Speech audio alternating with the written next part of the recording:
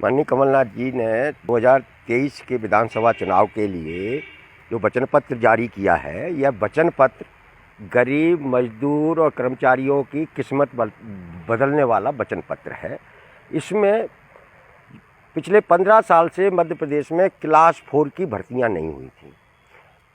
वचन पत्र में क्लास 4 की, जिसमें बड़ी संख्या में लोगों को रोजगार मिलता है और दलित, आदिवासी, ओबीसी समुदाय के लोगों को रोजगार मिलता है, जो गरीब हैं, ये भर्तियां बड़े स्तर पर की जाएंगी।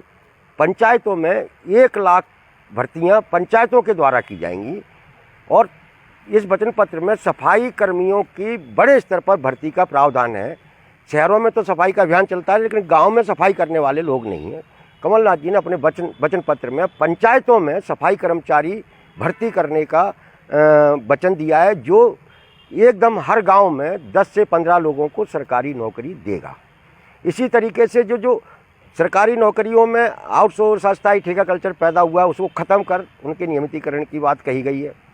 साथ ही जो 80% सरकारी सेक्टर का निजीकरण हो गया है, उसको ख़त्म कर धीरे धीरे सरकारी भर्तियां करने की बात कही गई है। इसके बाद असंगठित क्षेत्र का जो मजदूर है, उसके लिए बहुत बड़े प्रावधान किए गए हैं, जैसे कि उनके बीमा का प्रावधान है। अगर वो दुर्घटनाग्रस्त होते हैं तो 10 लाख का दुर्घटना बीमा, 25 लाख का स्वास्थ्य बीमा। इसी तरीके से राशन की दुकान पर तेल, शक्कर, दाल देने का प्रावधान है। एक देवभोग किट का प्रावधान किया गया है।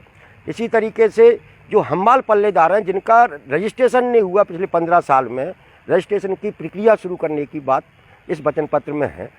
शहरों के अंदर जो गांव से लोग मजदूर काम करने आता है, उनके लिए श्रमिक आश्रय बनाने की बात इस वचन पत्र में कही गई है। और सबसे बड़ी चीज़ ये है कि जो मनरेगा में काम नहीं हो रहा है, सरकार ने मनरेगा को एक तरह से निष्क्रिय कर दिया है।